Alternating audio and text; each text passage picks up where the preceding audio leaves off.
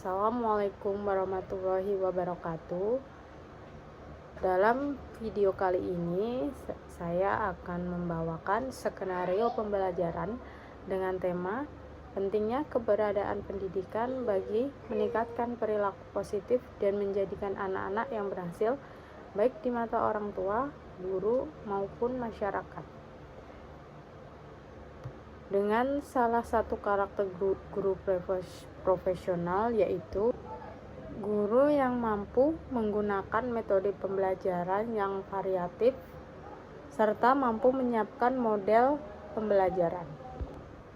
Nah, untuk tujuan pembelajaran ini sendiri, yang pertama itu ada siswa diharapkan dapat memahami pentingnya pendidikan dalam meningkatkan perilaku positif dan membentuk karakter yang diakui baik oleh orang tua, guru, dan masyarakat. Yang kedua ada keterampilan. Siswa dapat mengidentifikasi faktor-faktor yang membuat pendidikan berperan dalam membentuk karakter dan perilaku positif. Yang ketiga ada sikap. Siswa mengembangkan sikap positif terhadap pendidikan sebagai cara untuk mencapai keberhasilan baik di mata orang tua dan masyarakat. Meniru perilaku mereka yang mereka lihat. Lalu yang kedua, aktivitas ekstrakurikuler. Nah, kegiatan di luar sekolah ini seperti organisasi siswa, pramuka, atau olahraga ini dapat membantu menanamkan nilai-nilai kerjasama, disiplin, serta tanggung jawab. Lalu pendidikan melalui pengalaman. Nah, ini memberikan kesempatan kepada peserta didik untuk mengalami dan berinteraksi dalam situasi nyata yang mengasuh kemampuan sosial dan emosional mereka. Lalu ada kegiatan refleksi, yaitu kegiatan ini mengajak siswa untuk merenung dan merefleksikan pengalaman mereka baik yang positif maupun negatif untuk belajar dan tindakan mereka. Lalu yang keempat ada nilai-nilai karakter yang perlu ditanamkan. Nilainya apa saja? Nah, ini meliputi kejujuran, tanggung jawab, disiplin, kerjasama, empati, rasa hormat, serta keadilan. Nah, kenapa bisa semua karakter ini menjadi nilai yang perlu ditanamkan dalam perilaku positif siswa? Nah, yang pertama tadi ada kejujuran. Kejujuran itu mampu menanamkan nilai-nilai karakter yang diperlukan. Mengapa? Karena kejujuran itu mengajarkan untuk berbicara dan bertindak sesuai dengan kebenaran. Jika tidak dengan kejujuran, maka mereka tidak akan berkata-kata kecuali pada hal yang jujur saja. Yang kedua tadi ada tanggung jawab. Nah, tanggung jawab ini mengajarkan menerima akibat dari tindakan yang dilakukan. Yang ketiga ada disiplin, mengajarkan pentingnya ketepatan waktu dan pengendalian diri. Yang keempat ada kerjasama. Kerjasama ini membangun kemampuan untuk bekerja dengan orang lain untuk mencapai tujuan bersama. Yang kelima ada empati. Empati ini mengajarkan untuk merasakan dan memahami perasaan orang lain, entah itu sedih, senang, bahagia, atau apa saja. Perasaan-perasaan yang berhubungan dengan empati lah ya, seperti itu kurang lebih. Lalu ada rasa hormat.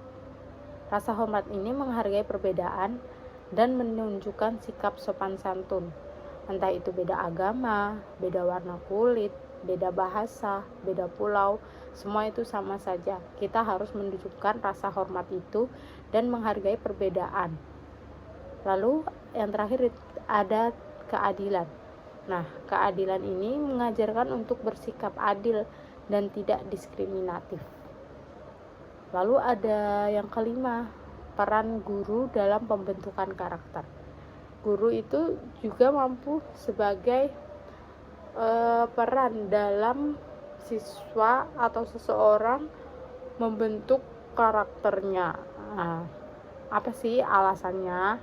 Yang pertama itu, Guru mampu sebagai fasilitator, yaitu membimbing siswa dalam memahami dan menginternalisasi nilai-nilai karakter.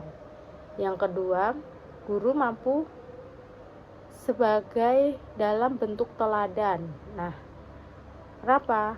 Guru itu mampu menjadi contoh yang baik dalam hal perilaku, etika, dan moral. Nah, guru itu tidak hanya memberikan nasihat saja ya, tapi guru itu lebih menjadi contoh dari perbuatan, sikap, kata-kata itu yang akan lebih dilihat oleh siswanya. Jadi bukan hanya sekedar kata-kata, namun guru itu juga menunjukkan perilaku nyata seperti itu. Lalu memberikan umpan balik. Apa itu? Memberikan dorongan dan kritik konstruktif untuk membantu siswa dalam mengembangkan karakter mereka. Yang keempat, menciptakan lingkungan yang mendukung. Nah, guru dapat membuat suasana kelas yang aman, nyaman, positif, di mana siswa dapat belajar dan berkembang dengan baik. Nah, untuk ini ada yang keenam, evaluasi pembentukan karakter. Apa aja? Ada yang pertama, observasi, yaitu mengamati perilaku siswa dalam berbagai situasi, baik di kelas maupun di luar kelas. Yang kedua, ada penilaian diri, yaitu guru mampu mengajak siswa untuk menilai dan merefleksikan perkembangan karakter mereka. Ya, yang ketiga, ada penilaian oleh teman, memberikan kesempatan bagi siswa untuk saling memberikan umpan balik mengenai perilaku dan karakter satu sama lain. Yang keempat, penilaian berbasis proyek, yaitu memberikan tugas yang melibatkan kerjasama, kreativitas, dan penerapan nilai-nilai karakter dalam kehidupan sehari-hari. Yang ketujuh, ada tantangan dalam pembentukan karakter. Nah, dalam setiap pembentukan karakter itu pasti ada tantangannya ya. Yang pertama itu ada perubahan sosial. Perubahan budaya dan sosial yang cepat dapat mempengaruhi cara pandang anak-anak terhadap nilai-nilai karakter. Nah, lalu selanjutnya, teknologi. Penggunaan teknologi yang tidak bijak dapat mempengaruhi pembentukan karakter seperti kecanduan media sosial atau kurangnya empati dalam berkomunikasi secara digital. Yang ketiga, kurangnya peran orang tua. Tanpa dukungan dari keluarga, pembentukan karakter di sekolah akan menjadi lebih sulit. Nah, tantangan dalam pembentukan karakter ini sangat umum ya. Dalam pembentuk yang sudah Ibu sebutkan dari perubahan sosial, teknologi, kurangnya peran orang tua. Dari perubahan sosial serta teknologi itu sangat mungkin untuk saat ini sangat nyata ya, karena teknologi sudah sangat pesat perkembangannya, bahkan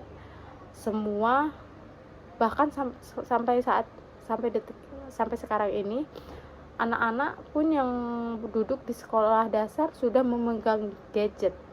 Nah, di mana mereka dapat menonton konten-konten yang tidak diperuntukkan untuk mereka, tapi ternyata juga mereka ikut menonton tanpa pengawasan orang tua. Nah, itu dapat mempengaruhi dalam pembentukan karakter mereka. Syukur-syukur apa yang mereka tonton itu positif, tapi kalau yang mereka tonton adalah sebuah hal-hal yang negatif, itu akan berdampak buruk bagi karakter mereka. Nah, dari materi yang sudah Ibu jelaskan, Ibu akan sesuai instruksi Ibu yang awal tadi, Ibu akan membagi kalian dalam beberapa kelompok ya. Sudah Ibu bagikan nama-nama kalian jadi dari kelompok 1 sampai kelompok 3. Silahkan kalian mendiskusikan materi yang telah Ibu sampaikan.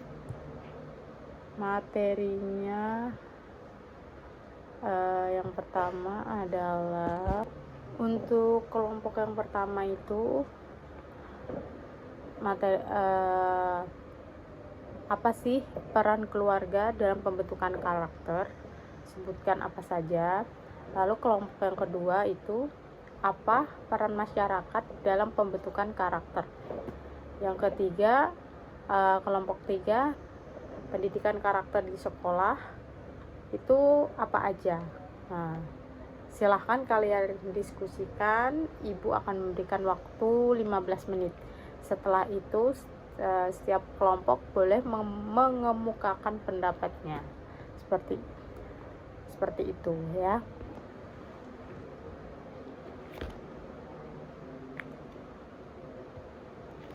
Baik, waktunya sudah selesai. Untuk kelompok 1, apakah sudah siap mempresentasikan hasil diskusinya? Silahkan dibacakan.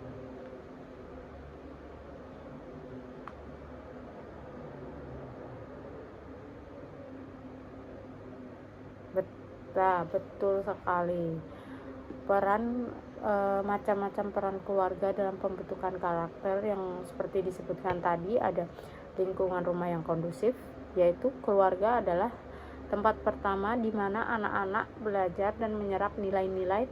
Oleh karena itu, orang tua harus menjadi teladan bagi anak-anak mereka, memperkenalkan nilai-nilai seperti kejujuran, kesederhanaan, serta tanggung jawab.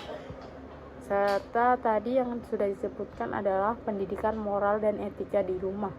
Orang tua perlu mengajarkan nilai-nilai moral sejak dini, seperti pentingnya sopan santun, berbagi, menghargai perasaan orang lain, dan menepati janji. Yang ketiga tadi ada keterlibatan orang tua dalam pendidikan. Orang tua perlu mendukung pendidikan karakter anak-anak di sekolah dengan berkomunikasi dengan guru, menghadiri pertemuan orang tua, serta mendorong anak untuk mengikuti kegiatan-kegiatan yang mendukung pembentukan karakter mereka. Nah, selanjutnya untuk kelompok 2, silahkan mempresentasikan hasil diskusinya.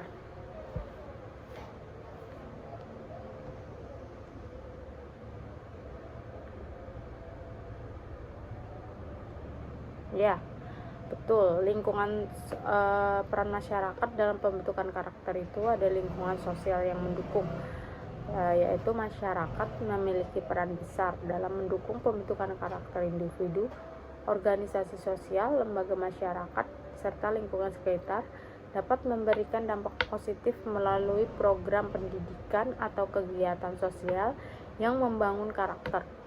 Yang kedua tadi ada disebutkan kegiatan sosial dan sukarela.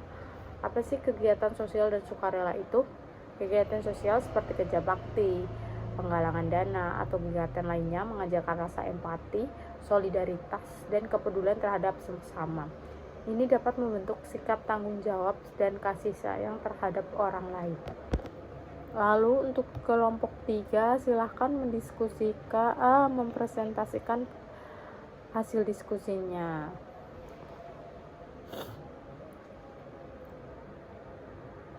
Iya. Betul. Pendidikan karakter di sekolah itu apa aja? Yang pertama ada integrasi karakter dalam kurikulum, yaitu pendidikan karakter harus menjadi bagian dari kurikulum formal dan informal di sekolah. Ini bisa dilakukan dengan menyelipkan nilai-nilai karakter dalam mata pelajaran yang ada atau melalui pelajaran khusus tentang karakter. Lalu kedua, kegiatan berbasis pengalaman, melibatkan siswa dalam kegiatan yang memungkinkan mereka belajar melalui pengalaman langsung seperti simulasi peran, permainan edukatif, proyek sosial yang melibatkan kerjasama tim, dan pemecahan masalah. Yang ketiga, pendekatan pembelajaran berbasis proyek, Pendekatan ini memungkinkan siswa untuk tidak hanya belajar pengetahuan, tetapi juga nilai-nilai karakter melalui keterlibatan proyek nyata yang mengajarkan kepemimpinan, kerjasama, dan tanggung jawab. Nah, sekarang Ibu ingin bertanya, semisal kalian sepulang dari sekolah ini, kalian berjalan, ada yang bersepeda, ada yang berjalan. Nah, saat kalian menemukan ada uang jatuh di pinggir jalan, apakah kalian memutuskan untuk mengambilnya atau mengembalikannya atau menyimpannya? Nah, keputusan kalian apa? Keputusan yang paling tepat adalah itu saat uang terjatuh, kalian kan tidak tahu ya itu milik siapa.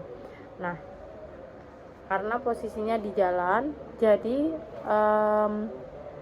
langkah yang paling tepat adalah kalian ambil uang itu, lalu kalian berikan kepada orang yang kurang mampu. Itu adalah hal yang paling tepat. Kalau kalian menyimpannya untuk diri sendiri, maka itu bisa termasuk dalam ketidakjujuran. Karena itu bukan hak kalian, jadi kalian harus, paling tidak kalian harus menyumbangkannya ke masjid atau orang-orang fakir miskin, seperti itu. Yang terpenting adalah tidak menyimpannya untuk kepentingan pribadi, karena itu adalah sesuatu yang bukan hak milik kita, seperti itu. Nah, dari materi yang telah Ibu sampaikan serta teman-teman sudah diskusikan tadi, kita dapat kesimpulkan ya, pendidikan dan pembentukan karakter merupakan aspek yang penting dalam perkembangan individu yang bertujuan untuk membentuk manusia tidak hanya cerdas secara intelektual saja ya, tetapi juga memiliki nilai-nilai moral, etika, dan sikap yang baik dalam kehidupan sosial. Pembentukan karakter mencakup pengembangan sikap dan perilaku positif yang mencerminkan kualitas pribadi yang baik seperti kejujuran, tanggung jawab, kerja keras, empati, serta rasa hormat. Secara keseluruhan, pendidikan dan pembentukan karakter adalah investasi yang sangat penting untuk menciptakan generasi yang tidak hanya unggul dalam pengetahuan, tetapi juga memiliki integritas dan moral yang kuat. Pembentukan karakter yang baik akan menghasilkan individu yang dapat berkontribusi positif kepada masyarakat dan bangsa. Nah, sekarang kita sudah di penghujung pembelajaran ya anak-anak. Ibu mau memberikan tugas rumah. Kalian bisa buka modul kalian halaman 31, kalian kerjakan esainya serta isian.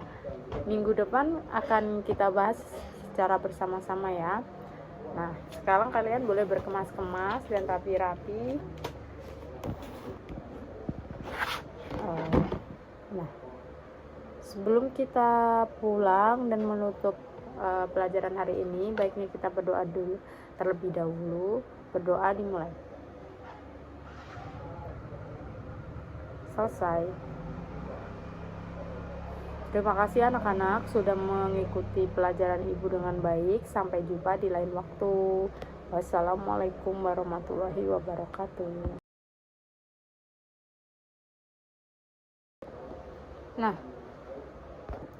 Nah, dari kesimpulan dari pengajaran yang saya buat hari ini dengan salah satu karakter guru yang profesional, yaitu guru yang mampu menggunakan metode pembelajaran yang variatif, mampu menyiapkan model serta modul pembelajaran. Nah, dari model pembelajaran yang saya gunakan adalah model pembelajaran kooperatif, yaitu melibatkan siswa dalam diskusi kelompok untuk meningkatkan interaksi antar siswa serta mendorong pemahaman yang lebih dalam tentang topik tersebut. Serta tadi saya sedikit sampaikan tentang masalah bahwa jika ada siswa yang menemukan uang yang jatuh di jalan, bagaimana sikap mereka.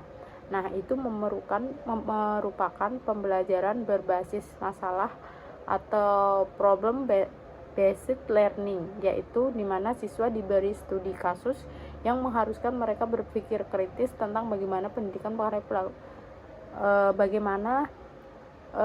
pendidikan mempengaruhi perilaku mereka. Nah, serta dalam modul pembelajaran. Nah, sebelum dimulai pembelajaran serta diskusi tadi, saya sempat menyampaikan materi tentang pentingnya keberadaan pendidikan bagi meningkatkan perilaku positif siswa, seperti itu.